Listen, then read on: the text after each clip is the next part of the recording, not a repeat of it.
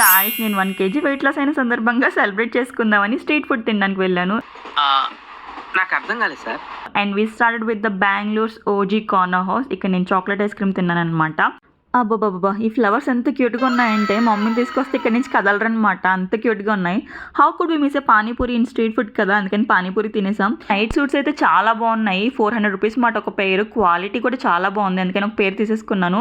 నా దగ్గర ఎన్ని క్లిప్స్ ఉన్నా కానీ ప్రతి క్లిప్ స్టాల్ దగ్గర ఆగిపోతాను. మా ఊరు తీర్థంలో కూడా వదిలిపెట్టనమాట క్లిప్స్, అంత పిచ్చిన క్లిప్స్ అంటే. ఈ కలర్స్ కొంచెం అటు ఇటు అయినా కానీ చూస్తుంటే నాకు నేషనల్ ఫ్లాగ్ గుర్తుకొస్తుంది. అండ్ మేము తింటున్నాం, ప్యారల్గా వాకింగ్ చేస్తున్నాము. అదేంటో పెద్ద పెద్ద కాఫీ షాప్స్లో తినే వేఫల్స్ కంటే ఇలా స్ట్రీట్ ఫుడ్ లో తినే వేఫల్స్ చాలా టేస్ట్ ఉంటాయి కదా. మేము వెళ్ళిపోతూ ఈ చీజ్ కేక్స్ దగ్గర ఆగామన్నమాట. నాకు చాలా ఓవర్ ప్రైజర్ అనిపించింది. ఇది కునాఫా చీజ్ కేక్ 180 రూపీస్ మాట ఈ పీస్.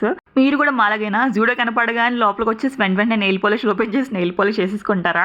మనకి మామూలుగానే అద్దం అంటే పిచ్చి, అలాంటిది ఇలా షాప్స్ లో అద్దం కనిపిస్తే అసలు వదిలిపెట్టాం కదా. జూడియోలో ఇది బెస్ట్ థింగ్ మాట. మనం ఎంతసేపు కావాలంటే అంతసేపు నుంచి నెయిల్ పాలిష్ అవన్నీ వేసుకోవచ్చు.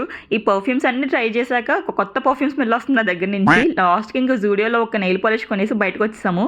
ఏదో ఈ జంక్ ఫుడ్ ని బ్యాలెన్స్ చేద్దామని కొబ్బరి బొండం తాగాను, అది కూడా ఫార్మాలిటీకి లేండి.